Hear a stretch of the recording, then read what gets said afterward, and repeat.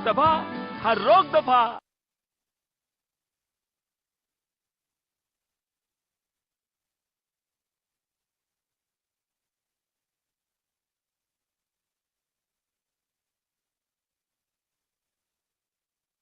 वो हम लगातार जानकारी दे रहे हैं। जो यूक्रेन से छात्र लौटे हैं 50 स्टूडेंट्स, जो उत्तर प्रदेश के मुख्यमंत्री ने उन्हें मिलने बुलाया था सुबह 10 बजे। उसके बाद आपने स्टूडेंट्स के रिएक्शंस भी सुने। उन्होंने क्या बात की मुख्यमंत्री से, अपनी समस्याएं उन्होंने बताई और फिर व्यक्ति के विपत्ति में कौन सबसे मित्र होता है।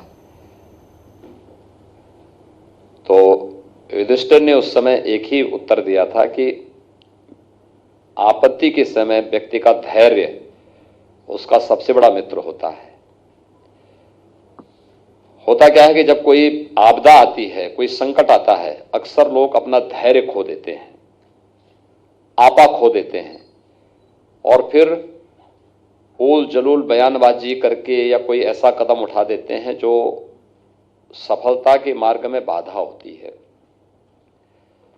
लेकिन आपके माता पिता ने धैर्य रखा, सरकार की कार्रवाई को प्रत्यक्ष और अप्रत्यक्ष रूप से समर्थन किया और परिणाम रहा कि वहां से आपकी सकुशल वापसी की जो भारत सरकार का ऑपरेशन था, भारत सरकार की मुहिम थी, वह सफल रही। तो मैं आपके माता पिता के इस धैर्य के लिए भी उनको हृदय से साधुवाद देता हूं। उत्तर प्रदेश के कुल 1400 बच्चे, यानी अब तक हमारे पास जो डाटा है उसमें से 2397 बच्चे यूक्रेन में हैं जो मेडिकल की पढ़ाई कर रहे हैं या अन्य कुछ मेडिकल से संबंधित कोर्सेज के लिए वहां पर गए हुए थे। कल सायंकाल तक 1400 बच्चों को सकुशल वापसी लाया जा चुका है उत्तर प्रदेश के। हम लोगों ने यहां पर भारत सरकार के साथ समन्वय स्थापित करने के लिए उत्तर प्रदेश शासन का भी एक, हम लोगों ने राजस्व विभाग के हमारे अपर मुख्य सचिव, एडिशनल चीफ सेक्रेटरी हैं श्री मनोज कुमार सिंह, तो उनकी अध्यक्षता में एक उन्हें नोडल अधिकारी नियुक्त करते हुए राहत आयुक्त श्री रणधीर प्रसाद जी को हम लोगों ने उसके लिए अधिकृत किया है। वे राहत आयुक्त हैं उत्तर प्रदेश के।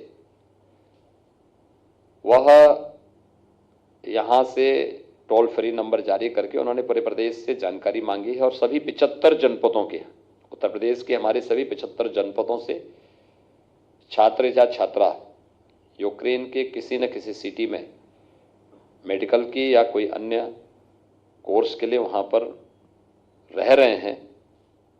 इनकी संख्या अभी तक हमारे पास 2400 आई है। 2400 में से 1400 की वापसी, सकुशल वापसी कल सायंकाल तक हो चुकी है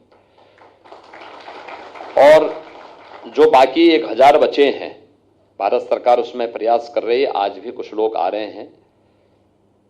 प्रधानमंत्री जी लगातार इसकी बैठकें कर रहे हैं। प्रधानमंत्री जी ने रूस के राष्ट्रपति से भी और अन्य संबंधित से भी बातचीत किया है। यूक्रेन से सटे हुए जितने भी देश हैं, इन सभी जगह भारत के जो भी एम्बेसी हैं, वे भी सक्रिय रूप से बॉर्डर पर रह करके सहयोग करने के लिए कार्य कर रहे हैं और 4 केंद्रीय मंत्री स्वयं वहां कैंप कर रहे हैं, जो वहां पर सभी छात्रों को वापस लाने के लिए पूरी तत्परता के साथ कार्य कर रहे हैं। लेकिन अभी जो 1000 बच्चे वहां बचे हैं, उन्हें वापस लाने के लिए भारत सरकार के स्तर पर और राज्य सरकार के स्तर पर बराबर एक बेहतर कोऑर्डिनेशन है। उनको वापस लाने की पूरी तैयारी भी चल रही है और हम ईश्वर से प्रार्थना करेंगे कि वे बच्चे भी शीघ्र प्रदेश में वापस आएं और उन सभी बच्चों को हम लोग यहाँ पर सुरक्षित पहुँचा दें, क्योंकि दिल्ली में भी हमारी एक पूरी टीम वहाँ काम कर रही है, जो दिल्ली में रह करके उन सभी लोगों को हम सुरक्षित उनके घरों तक, उनके माँ बाप तक पहुँचाने में योगदान दे सकें। तो भारत सरकार भी और राज्य सरकार भी इसके लिए पूरी तैयारी के साथ लगी हुई है। जो लगभग 1400 बच्चे उत्तर प्रदेश के अब तक वापस आए हैं, उनमें से 52 बच्चों को और उनके अभिभावकों को हमने यहाँ पर बुलाया है। तो मैं चाहूँगा कि मैं इससे पहले कि इंटरेक्शन करूँ उनमें से कुछ बच्चों से, अगर एक ओर से उनका परिचय हो जाए तो मेरे सहयोगी भी उनको जान देंगे और पता लगेगा कि किन किन जनपदों से बच्चे वहाँ पर अध्ययन कर रहे हैं। फिर इसके बाद आगे हम चर्चा करेंगे। तो एक कानपुर से हूँ मैं, विनित्सा के नेशनल मेडिकल यूनिवर्सिटी से अपनी मेडिकल की पढ़ाई कर रही हूँ। मैं 13 वर्ष की छात्रा हूँ। ठीक है, धन्यवाद। बाकी बाद में बात। तान्या बाजपेयी हूँ, विनित्सा नेशनल मेडिकल कॉलेज से, और मैं 5वें साल की पढ़ाई कर रही हूँ मेडिकल की। थैंक जी, मेरा नाम पूजा यादव है। मैं इवानो फ्रांस्किव नेशनल मेडिकल यूनिवर्सिटी की छात्रा हूँ। मैं 3rd ईयर की स्टूडेंट हूँ और मैं लखनऊ से हूँ। Thank you. नमस्ते सर, मेरा नाम पूनम है और मैं विनित्सा नेशनल मेडिकल कॉलेज में पढ़ती हूँ और अभी मैं 3rd ईयर में हूँ। महोदय, मेरा नाम अविनाश चतुर्वेदी है। मैं उस्गोद मेडिकल यूनिवर्सिटी का छात्र हूँ। मैं वहाँ पे 2रे वर्ष में हूँ और मैं लखनऊ का रहने वाला हूँ। धन्यवाद। नमस्कार सर, मैं विनित्सा नेशनल मेडिकल यूनिवर्सिटी का छात्र हूँ और 3rd ईयर से हूँ और सर मैं कानपुर देहात से हूँ। अपना नाम तो बताओ। आयुष्मान सर। तो नाम बोलो भाई। मैं अभिष्ट कुमार पांडे और गोरक्ष पीठाधीश्वर और हमारे जिले के संरक्षक श्री। आप गोरखपुर के रहने वाले हैं? जी। माननीय मुख्यमंत्री जी, आपके चरणों में मेरा सादर वंदन है और मैं विनित्सा नेशनल मेडिकल यूनिवर्सिटी में पढ़ने वाला 1म वर्ष का छात्र हूँ। तो सर, मैं सुवी बाजपेयी फ्रॉम रायबरेली। मैं इवानो फ्रांस्किव नेशनल मेडिकल यूनिवर्सिटी की स्टूडेंट हूँ, 3rd ईयर की स्टूडेंट। सादर प्रणाम मुख्यमंत्री जी। मैं डेविड सीतापुर डिस्ट्रिक्ट सीतापुर का हूँ। मैं इवानो फ्रांस्किव नेशनल मेडिकल यूनिवर्सिटी में पढ़ता हूँ। मैं 4th ईयर का स्टूडेंट हूँ। नाम कुलदीप कुमार वर्मा है सर। मैं जनपद उन्नाव से हूँ सर। मैं ओडिशा नेशनल मेडिकल यूनिवर्सिटी जो कि यूक्रेन में है, वहाँ पे मैं MBBS 4th ईयर का छात्र हूँ। आप सबसे मैंने अभी परिचय भी लिया और कुछ जो हमारे छात्र यूक्रेन में अध्ययनरत रहे हैं उनसे के साथ एक बार संवाद भी बनाया है। कमोबेश सबकी वही एक कॉमन समस्या है। देखिए, जब एक संवेदनशील सरकार होती है तो वह सुख में भी और दुख में भी अपने नागरिकों के साथ खड़ी होती है। घर में हो या घर के बाहर, देश में हो या देश के बाहर, कैसे सरकार खड़ी हो सकती है। प्रधानमंत्री मोदी जी के नेतृत्व में पूरे देश ने समय समय पे देखा है। अभी कुछ महीनों पहले अफगानिस्तान के अंदर भी देखा होगा आप लोगों ने। भारत एकमात्र देश था जिसने अपने नागरिकों को वहां से निकालने में, या जो लोग कहीं शरण नहीं पा रहे थे उन्हें भारत सुरक्षित वापस लाने में उनकी मदद कर रही थी। अकेले प्रधानमंत्री मोदी जी के नेतृत्व में हो पाया था। और यूक्रेन में भी आपने देखा होगा, यूक्रेन में बहुत सारे देशों के बच्चे पढ़ते हैं, मेडिकल की पढ़ाई कर रहे हैं। अकेले भारत है जिसने अपने यहाँ के बच्चों के लिए एक सुरक्षित रास्ता भी अपनाया।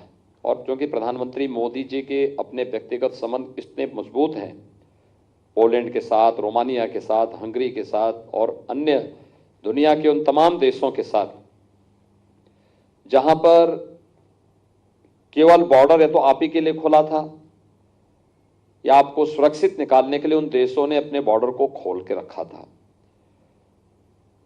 तो हमें प्रधानमंत्री मोदी जी के नेतृत्व पर गौरव की अनुभूति करनी चाहिए।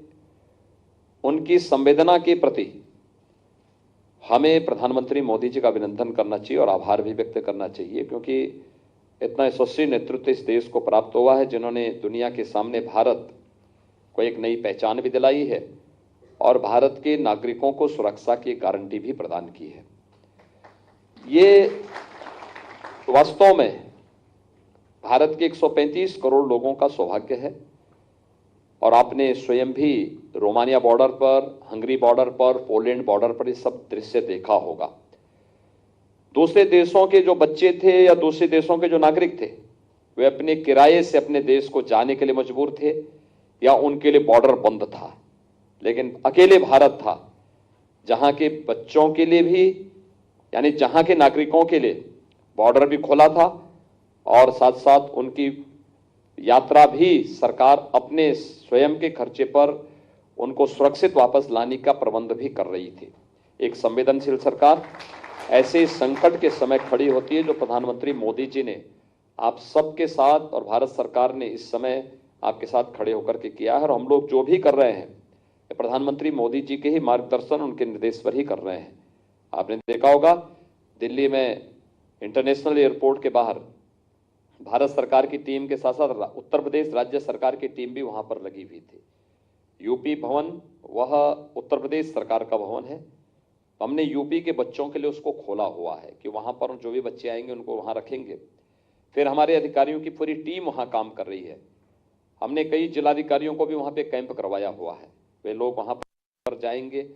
हर जिले के जिलाधिकारी को ये निर्देश दिए गए हैं कि वे उन सभी बच्चों के अभिभावकों से मिलेंगे, बातचीत करेंगे, उनकी समस्या का समाधान करेंगे, उन्हें लाने ले जाने में क्या समस्या, कोई समस्या ना हो इसके बारे में भी। ये सारी चीजें एक संवेदनशील सरकार अपने नागरिकों के साथ ऐसे ही खड़े होकर के उनका समाधान करती है, जो आज प्रधानमंत्री मोदी जी के नेतृत्व में यूक्रेन संकट के दौरान भी ये चीजें आप सबको देखने को मिल रही हैं। एक दूसरा, आपने देखा होगा, आप देखिए, आप सभी बच्चे मेडिकल की पढ़ाई करने के लिए यूक्रेन में आपको जाना पड़ा है। कारण है आजादी के बाद से मेडिकल इंफ्रास्ट्रक्चर पर जो ध्यान दिया जाना चाहिए था, नहीं दिया गया। आपके सामने मैं आंकड़ा देता हूं, 1947 में देश आजाद हुआ था और 2017 में, यानी 70 वर्षों में उत्तर प्रदेश में केवल 12 गवर्नमेंट मेडिकल कॉलेज खुल पाए थे। कितने खुल पाए थे? 12। और 2017 से 2022 के बीच में हम लोग खोल रहे हैं वर्तमान में 33 नए मेडिकल कॉलेज। 33 नए मेडिकल कॉलेज। देखिए, गवर्नमेंट मेडिकल कॉलेज का लाभ क्या होता है? गरीब से गरीब परिवार का बच्चा भी मेडिकल की पढ़ाई कर सकता है। किस रूप में कर सकता है? आप लोग यूक्रेन में गए होंगे। यूक्रेन में आपकी मेडिकल की पढ़ाई का जो खर्चा होता है वह लगभग 20 से 30 लाख होता है। आप यूएस में जाएंगे, यूएस में मेडिकल की पढ़ाई का खर्चा लगभग 2 करोड़ आता है। आप यूके में जाएंगे, लगभग यही खर्चा है। आप भारत में प्राइवेट मेडिकल कॉलेज में जाएंगे तो यह खर्चा 80 लाख से लेकर 1 करोड़ तक पहुंचता है। लेकिन गवर्नमेंट मेडिकल कॉलेज में अगर आप यही पढ़ाई करना चाहेंगे तो मुश्किल से आपको 4 से 5 लाख रुपए में यह पढ़ाई अपने देश में, अपने घर में, अपने जनपद में ये पढ़ाई करने का अवसर प्राप्त हो जाएगा, मात्र 4 से 5 लाख रुपए में। और इसीलिए हम लोगों ने मेडिकल इंफ्रास्ट्रक्चर पर ध्यान दिया। 33 नए मेडिकल कॉलेज, 2 एम्स, गोरखपुर का एम्स भी चालू हो चुका है, रायबरेली का एम्स भी चालू हो गया है। 33 नए जो मेडिकल कॉलेज हमारे बन रहे हैं, यानी उसमें से 17 को हम चालू कर चुके हैं। 8 को हम लोगों ने 2018 में प्रारंभ किया, 9 को इसी साल प्रधानमंत्री जी ने 21 में चालू किया, उनमें एडमिशन भी हो गए हैं। नीट के माध्यम से उनमें एडमिशन हो चुके हैं। और 14 पे हमारा बाकी शेष 15-16 पर हमारा काम वर्तमान में चल रहा है, जिसको हम लोग 23 में उनमें नया सत्र प्रारंभ करेंगे। तो मेडिकल इंफ्रास्ट्रक्चर पर आज़ादी के बाद जो ध्यान होना चाहिए था, नहीं दिया गया। लेकिन आज इस पर प्रधानमंत्री मोदी जी का ध्यान है और आज हम उस स्थिति में पहुंचे हैं कि अगले 1 वर्ष के अंदर, 1-1.5 वर्ष के अंदर उत्तर प्रदेश में हर जनपद में एक मेडिकल कॉलेज होगा। हर जनपद में एक मेडिकल कॉलेज होगा। आज तो हरदोई में भी हम मेडिकल कॉलेज प्रारंभ कर चुके हैं, कानपुर देहात में मेडिकल कॉलेज बन रहा है, उन्नाव में पहले से मेडिकल कॉलेज चल रहा है। हर एक जनपद में, बहराइच में मेडिकल कॉलेज प्रारंभ हो चुका है, गोंडा में मेडिकल कॉलेज के निर्माण का कार्य हो रहा है, बलरामपुर में मेडिकल कॉलेज का निर्माण कार्य प्रारंभ हो चुका है, प्रतापगढ़ में इसी सत्र में प्रारंभ हुआ है। यानी हर जनपद में, आप पूर्वी उत्तर प्रदेश में देखेंगे तो गोरखपुर में पहले से मेडिकल कॉलेज था, एम्स प्रारंभ हो चुका है, देवरिया में नया मेडिकल कॉलेज बन रहा है, कुशीनगर में नया देवरिया का मेडिकल कॉलेज इस सत्र में प्रारंभ हो गया है, बस्ती में विगत वर्ष हम लोग प्रारंभ कर चुके हैं मेडिकल कॉलेज। ये सभी हर जनपद में कुछ ना कुछ नया मेडिकल इंफ्रास्ट्रक्चर बढ़ाने का, जिससे सीट्स बढ़े और यहाँ के बच्चों को मेडिकल की शिक्षा यहीं पर प्राप्त करने का अवसर प्राप्त हो सके और सस्ते में प्राप्त हो सके। ये एक प्रयास सरकार के स्तर पर प्रारंभ हुआ है और प्रधानमंत्री मोदी जी का विशेष इस पे ध्यान भी है। आप लोगों ने यहाँ पर रखी है, भारत सरकार उस पर पूरा चिंता व्यक्त कर रही है और भारत सरकार उस पर स्वयं भी चिंतन कर रही है कैसे हम इन चीज़ों को आगे बढ़ा सकें। अब MBBS में फाइनल ईयर था या जो 4th ईयर के थे या 3rd ईयर के हैं, 2nd ईयर में हैं, इनकी आगे की पढ़ाई कैसे जारी रखी जा सकती है, इस पर नेशनल मेडिकल काउंसिल भारत के अंदर बना हुआ है। जो पहले मेडिकल काउंसिल ऑफ इंडिया था वही नेशनल मेडिकल काउंसिल के रूप में इसमें भारत में काम कर रहा है। सरकार का उसके साथ संवाद चल रहा है, बातचीत चल रही है, अलग अलग दौर की बातचीत चल रही है। और ये मान के चलिए जो यहाँ पे अभी शिवेंद्र ने कहा कि मोदी है तो मुमकिन है। प्रधानमंत्री मोदी जी बच्चों के भविष्य के प्रति पहले आपकी सुरक्षा आवश्यक थी, सुरक्षित वापस करने की तैयारी। 4-4 मंत्री कैंप कर रहे हैं। मुझे लगता है किसी भी देश के मंत्री आपने नहीं देखे होंगे जो बॉर्डर पर रह करके अपने देश के नागरिकों को बचा रहे हो। अकेले भारत सरकार के मंत्री वहां काम कर रहे हैं। प्रधानमंत्री मोदी जी स्वयं 4 से 5 बार बैठक कर चुके हैं और वहां रूस के राष्ट्रपति से भी बातचीत कर चुके हैं। लगातार अगल बगल के देशों के साथ बातचीत करना, उनके साथ बातचीत करके सुरक्षित अपने नागरिकों निकाल करके सुरक्षित उनके घरों तक पहुंचाने के लिए जो कार्रवाई प्रारंभ हुई है, ये आप सबके सामने है। धैर्य के साथ हमें एक सकारात्मक सोच के साथ आगे बढ़ना होगा। देखिए 2 चीजें जीवन में, एक तो व्यक्ति का धैर्य, विपत्ति के समय उसका सबसे बड़ा मित्र होता है। धैर्य के साथ आपके अभिभावक ने इस संकट के समय में अपना धैर्य रखा, सरकार की कार्रवाई का समर्थन किया, आप सभी सुरक्षित अपने घरों को आए हैं। और भी बच्चे जो हैं उनको भी लाने की सरकार पूरी तैयारी कर रही है। आज 11 फ्लाइट आ रही हैं वहां से, जिनसे भारत के नागरिक वहां से वापस आएंगे, सुरक्षित वापस आएंगे, सुरक्षित उन्हें पहुंचाने की व्यवस्था। एक तो हमें संकट के समय धैर्य का परिचय देना, उन लोगों के बहकावे में नहीं आना चाहिए जो लोग अनावश्यक भड़काने का काम करते हैं और फिर किसी भी सफलता पर। आप एक डॉक्टर हैं, आप जब किसी ऑपरेशन को करेंगे तो ऑपरेशन के लिए एकाग्रता की आवश्यकता है ना। आप ओटी में जाएंगे, ओटी में जाकर के आप जब जिस बीमारी से संबंधित ऑपरेशन करने जा रहे हैं, जब उस पर फोकस करेंगे अपने आप को, तो ही आपको सफलता प्राप्त होगी। अगर आप ओटी में गए, ऑपरेशन करके कोई दरवाजा भड़बड़ा रहा है, कोई अंदर जबरदस्ती घुस करके आपके साथ बातचीत करने लग गया है, तो क्या आप एक सफल ऑपरेशन कर पाएंगे? नहीं कर पाएंगे। ऐसे ही जब सरकार इस ऑपरेशन गंगा के तहत यूक्रेन से सुरक्षित अपने नागरिकों को लाने की तैयारी कर रही है, इस समय अगर कोई अनावश्यक राजनीति करके इस कार्य में व्यवधान पैदा करने का प्रयास करता है, तो मुझे लगता है कि इस पूरे ऑपरेशन को विफल करने की साजिश का वो हिस्सा होगा, क्योंकि वह सरकार के ध्यान को हटाना चाहता है।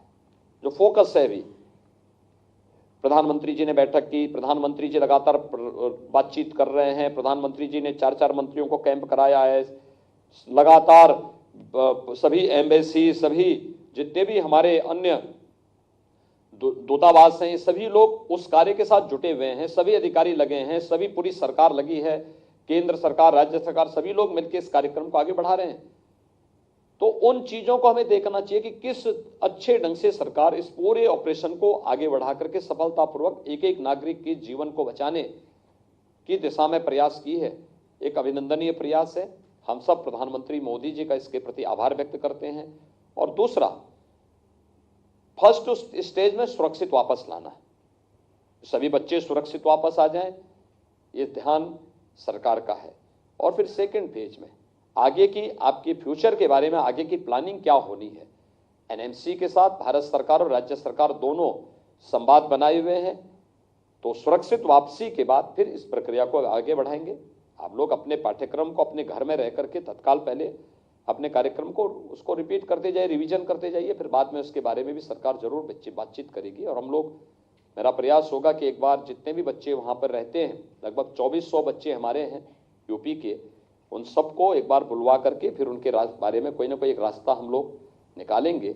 इसमें भारत सरकार भी चिंता व्यक्त कर रही है, भारत सरकार ने भी इस दिशा में प्रयास अपने प्रारंभ किए हैं। लेकिन आज पहली प्राथमिकता वहाँ रेस्क्यू का है कि सुरक्षित अपने देश के अंदर अपने नागरिकों को और अपने बच्चों को वापस लाने का है। और ये प्रयास आज भारत सरकार के स्तर पर प्रारंभ हुआ है। मैं आप सबका एक बार फिर से आपकी सुरक्षित वापसी के लिए प्रधानमंत्री मोदी जी को धन्यवाद देता हूं और ईश्वर के प्रति भी आभार व्यक्त करता हूं कि आप सभी सुरक्षित वापस अपने घरों को आए हैं। आपके माँ बाप, स्वयं आपके जो अभिभावक हैं, माताजी पिताजी आपके हैं, सभी लोग बहुत प्रसन्न हैं, प्रफुल्लित हैं इस बात को लेकर के, आपको अपने बीच में पा करके। क्योंकि भारत से बहुत दूर रह करके मेडिकल की पढ़ाई करना और वहाँ पर युद्ध प्रारंभ हो जाए अपने आप में एक संकट होता है। क्योंकि जब कोई मिसाइल या कोई बॉम्ब गिरता है तो वो तो किसी का चेहरा देखता नहीं है, वह तो जहाँ गिरेगा उस पूरे क्षेत्र को पूरी तरह तबाह करके जाता है। इसलिए आपकी सुरक्षित वापसी पहली शर्त थी और वो प्राथमिकता के आधार पर उसको पूरा किया गया है। सेकंड, अन्य चीज़ों को भी आगे बढ़ाने का काम होगा। निश्चिंत होकर के अपने उसमें रहिए, अनावश्यक बहकावे में आने की आवश्यकता नहीं और सभी लोगों को आश्वस्त करिए कि मोदी है तो मुमकिन है। एक अभिभावक कभी भी इतने सफल और इतने व्यवस्थित ऑपरेशन कभी नहीं हो पाए थे जितना आज हो रहा है। आपने देखा होगा, आप लोग तो भुक्तभोगी हैं, आपने बॉर्डर पे देखा होगा, आपने एम्बेसी के व्यवहार को देखा होगा, आपने अन्य चीजों को देखा होगा, कितनी संवेदनशील तरीके से एक अभिभावक के सदस्य के रूप में, एक परिवार के अभिभावक के रूप में ये सभी कार्य करते हुए दिखाई दे होंगे। एक बड़ी बात होनी चाहिए और इसको अप्रिशिएट भी करके। दूसरा, जीवन में कुछ बनना है तो हमें सकारात्मक सोच के साथ आगे बढ़ना होगा। एक सकारात्मक सोच, हमें अच्छा करना, अच्छा हो रहा है, अच्छा देखने की आदत होनी चाहिए। अच्छा देखेंगे, अच्छा करेंगे, परिणाम अच्छा ही होगा, ये मान करके चलना चाहिए। और अच्छा हम सोचें, अच्छा करें तो परिणाम को अच्छा लाएंगे, ये भी विश्वास हमारा होना चाहिए। वापसी के लिए आप सबका मैं अभिनंदन करता हूं, आपके माता पिता का जिन्होंने धैर्य के साथ आपकी सुरक्षित वापसी का इंतजार हो हल्ला के उन्होंने सरकार पर विश्वास किया, परिणाम सामने है। ये सकारात्मक अप्रोच होती है और बाकी जो बचे हैं वे सभी भी वापस आएंगे, सुरक्षित वापस आएंगे। ये प्रयास सरकार का अपने स्तर पर है। तो मैं आपका और आपके पूरे सभी अभिभावकों का भी हृदय से धन्यवाद देता हूं कि वे यहाँ पर आए हैं। क्योंकि मैं स्वयं भी रात्रि को कल आया हूं तो मैंने इसीलिए एक दिन पहले कहा था कि भाई मैं एक बार उन सभी बच्चों से मिलना चाहूँगा। इतनी भी बड़ी संख्या थी, 1400 बच्चे आ गए हैं यूपी के। कुछ से प्रधानमंत्री जी ने वाराणसी में संवाद किया है, कुछ से मैंने यहाँ पर आप लोगों को बुलाया, बाकी और लोगों को भी समय समय पर हम लोग बुलवाएंगे और एक बार आवश्यकता पड़ेगी सभी लोगों को बुलाकर आगे की व्यवस्था के बारे में भी चर्चा करेंगे। अभी पहले निश्चिंत होकर के जाइए, ईश्वर को धन्यवाद दीजिए, आप सुरक्षित वापस आ गए हैं और प्रधानमंत्री मोदी जी को धन्यवाद दीजिए। ठीक है, ठीक। अब मेरे साथ बोलेंगे, भारत माता की, भारत माता की, भारत माता की। तो लखनऊ से सीएम योगी आदित्यनाथ को आप लाइव सुन रहे थे। छात्रों से मुलाकात की है, जो यूक्रेन से छात्र लौटे हैं उनसे मुलाकात की है सीएम योगी आदित्यनाथ ने और उसके बाद उनसे संवाद करते हुए यहाँ पर मुख्यमंत्री नजर आए। ऑपरेशन गंगा का उन्होंने जिक्र किया। ऑपरेशन गंगा को और ज्यादा मजबूत बनाने की कोशिश सरकार कर रही है। साथ ही प्रधानमंत्री का भी उन्होंने आभार जताया और छात्रों के साथ बातचीत भी यहाँ पर की। मोदी सरकार लगातार नजर बनाए हुए है यूक्रेन को लेकर।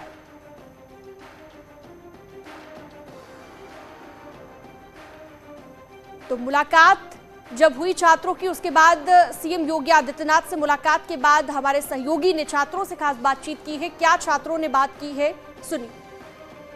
और भी कुछ छात्राएं हैं हमारे साथ में। आप लोग भी मुख्यमंत्री योगी आदित्यनाथ से मिले हैं? हाँ, अभी मिल के आ रहे हैं बस हमें, और हमें बहुत मतलब उम्मीद है कि कुछ हमारे लिए, हमारे फ्यूचर के लिए अच्छा होगा। क्या बेहतर चाहते हैं, क्या उम्मीद है आपकी? हमारी उम्मीद है कि हमें यहीं इंडिया में ही किसी कॉलेज में स्थापित किया जाए, ताकि हम आगे अपनी पढ़ाई कंटिन्यू कर सके और एक अच्छे डॉक्टर बन सके। बिल्कुल। आप भी मिले हैं मुख्यमंत्री से, तो क्या कुछ बातचीत हुई? जी, उन्होंने कहा हम लोग विकल्प निकाल रहे हैं कि हम लोग का फ्यूचर कैसे वो किया, फ्यूचर में जो सपना है डॉक्टर बनना, वो कैसे हम लोग का किया जाए। कहे हैं, उन्होंने कहा है हम लोग जल्दी से जल्दी विकल्प निकालेंगे। पहली प्रायोरिटी है पहले सारे बच्चों को निकालना वहाँ से सही सलामत, सारे बच्चों को घर वापस ले आना, फिर हम सबको इकट्ठा करके वो एक डिसीजन लेंगे, केंद्रीय सरकार और राज्य सरकार, कि आगे हमारे लिए क्या किया जा सकता है, क्या हमारे लिए अच्छा है। और फिलहाल यहाँ रुकेंगे एक छोटे से ब्रेक के लिए।